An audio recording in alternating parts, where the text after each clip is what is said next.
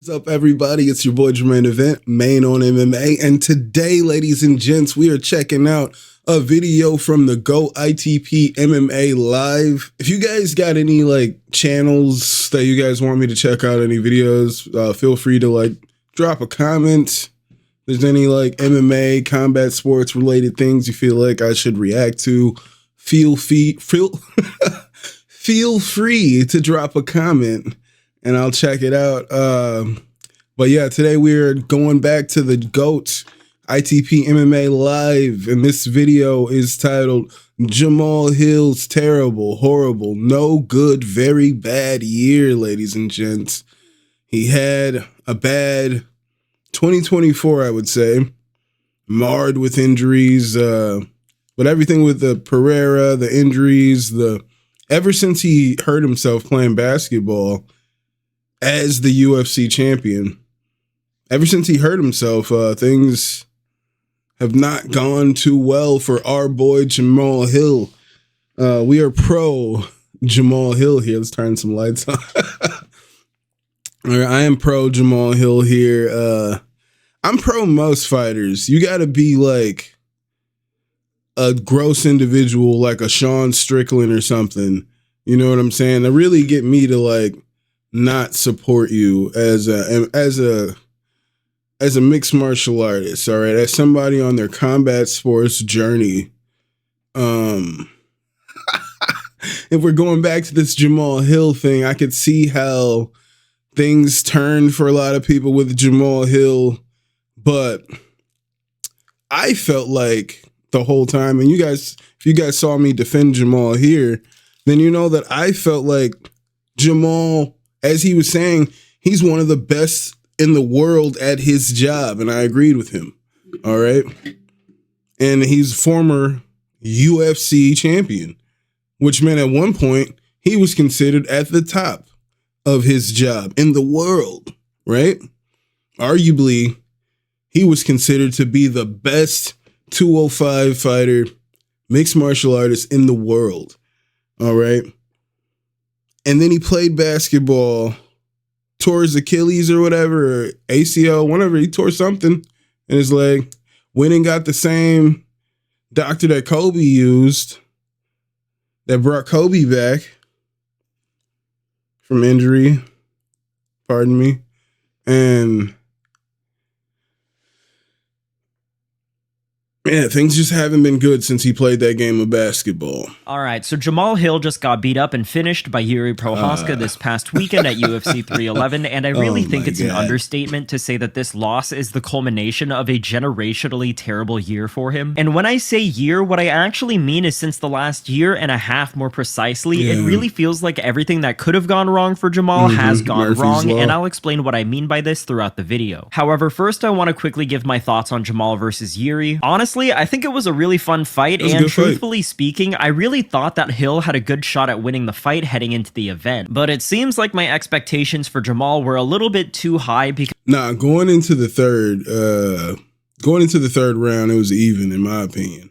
Because outside of the second round, I feel like he kind of got destroyed. But man, Hill got beat up pretty bad in round one, where he got dropped and outstruck by a pretty substantial amount. And even though on my scorecard it was 1-1 going into round three, the judges weren't needed as Hill got utterly destroyed and subsequently TKO'd. Now, of course, there's almost always a loser in every single fight, so I wouldn't really say that there's any shame in losing to a fighter such as Jiri, who has only ever lost to Alex Pereira. And of course, I would say that the better man won the fight at UFC 311, but even in spite of those facts, I also think that Jamahal looked pretty bad in the Octagon that night. Sure, he landed some good shots, and he even won some exchanges here and there, but overall, I think that Hill looked pretty slow and fought really clumsily. He was overreaching on almost all of his punches, his notoriously bad... I felt like he was just rusty, more than anything. I mean, he's had the injuries, he had to go get the surgery, then he came back, I felt like too fast, fought Alex, was going to fight, he's going to fight, who's the guy that fought Alex Pereira? Roundtree. He's going to fight Roundtree immediately. After being TKO'd, he was going to fight Roundtree, and then he got injured again. Footwork. All right, I think it's the injuries and rust, but he looked He was in great shape, I felt. People were talking shit about his shape. I feel like he looked great physically. I feel like it was rust and injuries. Hasn't seemed to have improved, and the thing that gets me the most is that between him and Jiri, Jamahal had the worst head movement. You know, Jiri, the guy that's shown that he has the same level of head movement as the fucking Statue of Liberty, now has better head movement than Jamahal Hill. Overall, I would say that this was a pretty disappointing performance on top of a disappointing result for Hill, and just based on his reaction after the fight, he also understands how much this loss has affected his title aspirations. I said that many times in media before. If you really don't believe me that, I want a third fight with Alex Pereira. I would love to see that, sir. I want you to enjoy it.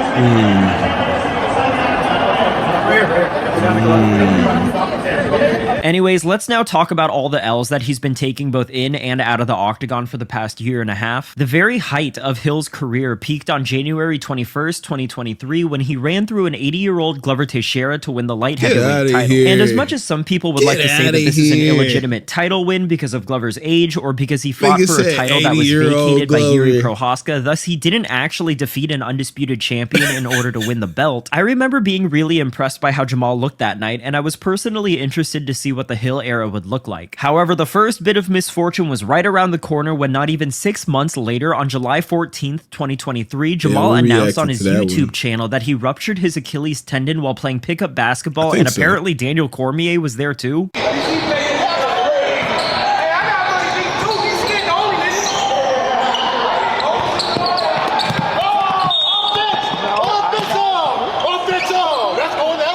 Are you kidding me? The law was there. Oh shit. Everybody there.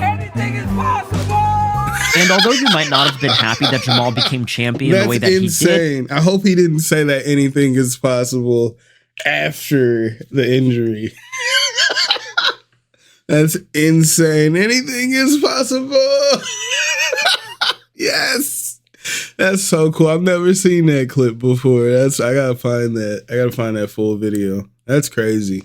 I think it's a bummer that out of all the ways that he could lose his belt, he lost it due to an injury that wasn't even MMA related. Like, it wasn't even during a training camp or sparring. And even if you're the most devout Jamahal Hill hater, I bet that you would rather have seen him get beat up in his first title defense instead of not fighting for 6 months only to have him relinquish the belt. Then fast forward 4 months when on November 28th, 2023, Hill was arrested in Kent County, Michigan on a charge of aggravated domestic violence after allegedly assaulting his brother the night before. According to Jamal's side of the story, his brother actually struck the mother of Jamal's child, and thus Jamahal attacked him in retaliation. Regardless of reasoning or motive, Jamahal was the one that got booked by police. However, eventually the charges were dropped and this case was dismissed. Oh boy, we have now reached his fight with Alex Pereira. As promised by Dana White, Jamahal was given an immediate title shot upon recovering from his ACL injury, and he was given an opportunity to win back the belt that he lost against Pereira. Hill really took on the role as the heel leading into this fight, and if you weren't a hater of Jamahal prior to this, then you likely became one during the lead up to UFC 300. Because this guy did and said whatever he could to not only get under Alex's skin, while also making the lofty prediction that he was going to get a standing KO win over Poatan. And whenever I do fight him,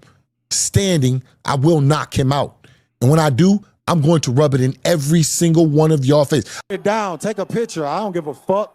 If we getting it in. When you step in there with me, ain't nothing to talk about, ain't nothing to say. It's all right here and I'm on your ass. I have to put a severe ass whooping on him. You know, just to he put all the pressure on himself. On Saturday night. When I come through, you gon' feel me. This was pretty heavily contrasted by Alex, who, as usual, kept the trash talk and personal insults to a minimum and maintained his famously stoic demeanor. And given how Alex had quickly asserted himself as a fan favorite, it was pretty easy for a majority of people to root against Jamahal heading into the fight. And after weeks of harassing Alex and saying whatever he could to try and get into his head, UFC 300 rolled around, and yeah, let's just say that Jamal's mouth wrote a check that his chin couldn't cash. Because Alex barely even needed 3 minutes in the the ring against Hill in order to send his ass to the Shadow Realm. This really is one of the prime examples of when trash talking goes wrong in MMA history, and even though it was undoubtedly an embarrassing outcome for Hill, his reaction to the fight somehow became a worse look for him than the knockout itself. Immediately after UFC 300, Jamahal uploaded this 8-minute video where he makes some ridiculous statements about why he lost. I've seen the controversy of people speaking on the stoppage and things like that with Herb after I kicked Alex in the hip and it appeared to be a low blow. And I'm just gonna say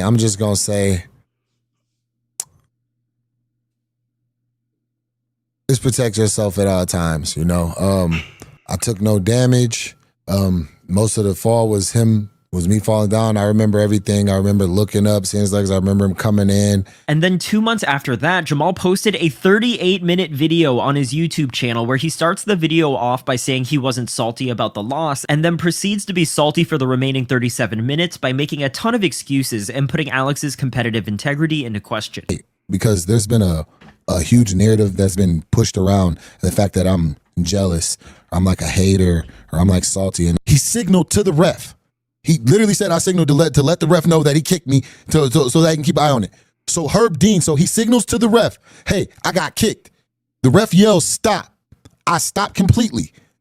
He then takes the angle and closes the distance in that, and then tells the ref, no, I'm good. Then there's this Instagram story that he made where he makes fun of Alex for getting knocked out by Adesanya, which is such a pathetic post to make about the guy who laid him out just a couple of weeks ago. There's this tweet where he shows how much the online response from fans was aggravating him by making a completely meaningless statement about how people shouldn't forget that it's the internet or something. I don't know, man. Much like every other post that he's made after UFC 300, this really just feels like insecurity and cope. It was around this time when Jamahal released an open invitation to any online trolls that if they pulled up to his gym to spar him, then he'd give them $20,000. Y'all want to speak on some fight? We talk money. 20 bands. Pull up to the gym. Anybody all y'all that's talking on these posts and all of this, talking this and that, I got 20 bands. Pull up to the gym, bro. Come get paid. I know y'all broke and need it. Then, after UFC 307, after Pereira TKO'd Khalil Roundtree, Hill... You know what bothered me about that post is after he posted that, people were like, all right, I'll come spar. And he was like, but you have to like beat me or some shit. He was like, you got to knock me out. He was like, you can't just come spar and get 20 G's. You have to knock me out. Like people tuck him up on, I'll come spar you. And he was like, no. You gotta knock me out. Once again took to the internet to talk some more shit by saying that Alex wouldn't have been able to beat him if Alex fought that way against him. And I get that I'm stating the obvious here, but it doesn't even make a lick of sense to say this about the guy who folded you in one round, whereas Khalil was able to survive all the way until the 4th round. This is such an inadvertent self-roast out of Hill, and it's crazy that he doesn't understand what he actually said makes him look worse. Also, I would like to point out that this guy that hates internet trash talkers so much talks more trash online than any other fighter on the roster. This guy seriously can't help himself from running his mouth about Pereira whenever he gets the chance, and mind you, I've only shown you a very small fraction of Hill's delusion, saltiness, and cope following his loss at UFC 300. Seriously, if you just type in Jamahal Hill delusion into YouTube, you will see dozens, if not hundreds, of videos dedicated to his endless online temper tantrums directed towards Alex or just online randoms. Last thing that I want to show you guys is Jamahal squaring up to Alex last month at the UFC PI.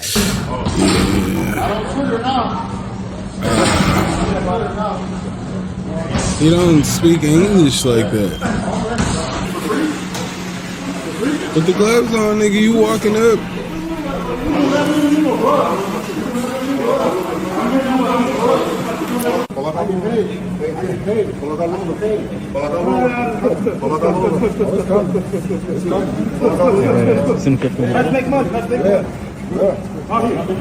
Yeah, that's embarrassing. This was pretty embarrassing. We good, boys.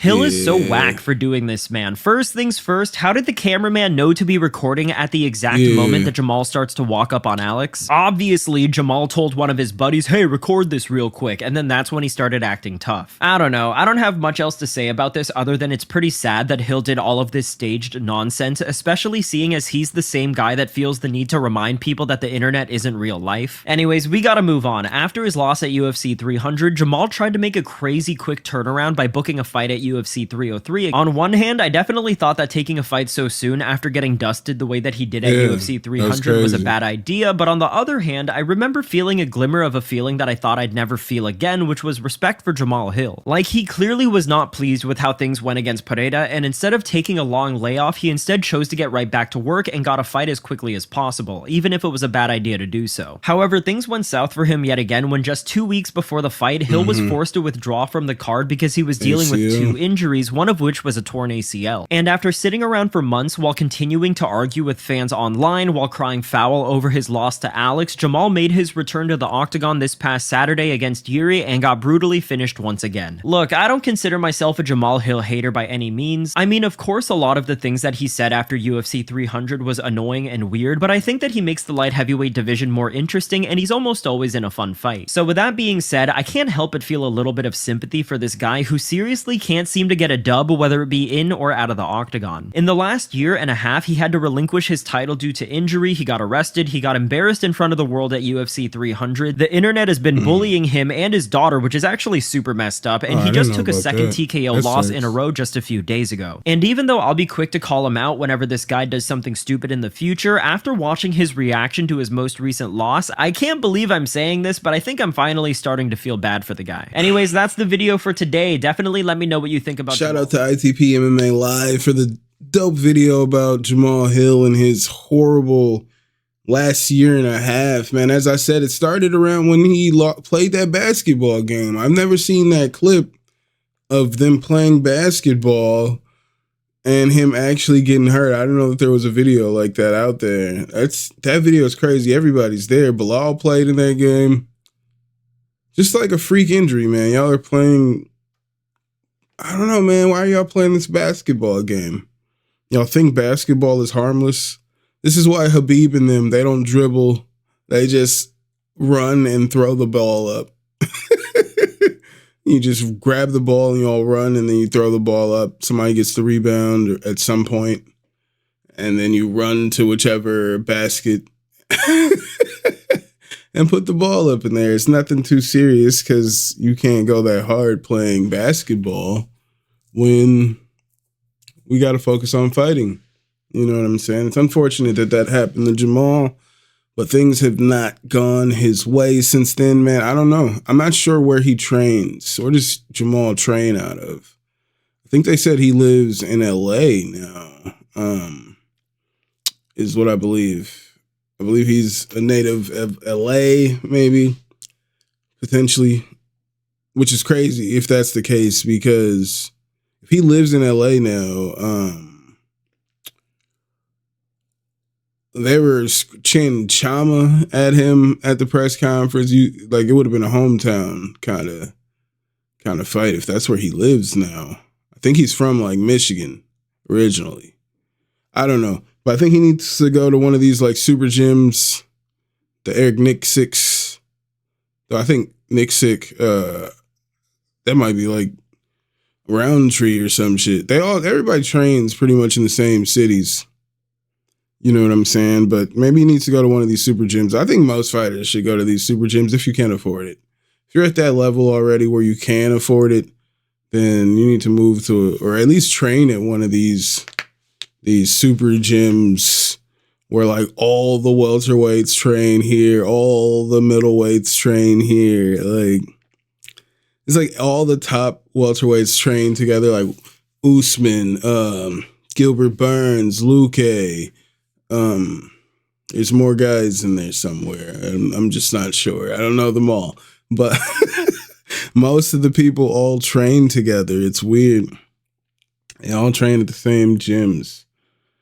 So like, it's like even with lightweight, this past pay-per-view we saw, like, if Arman Tsarukyan can't fight, then his teammate Moicano is right there, who probably trained with Armin a little bit, maybe. I don't know. They're training for, I don't know, pretty similar opponents, I would say. I would say Dariush is definitely not on the level of Armin, but I'd say you'd have to worry about the grappling. You'd have to worry about decent stand-up.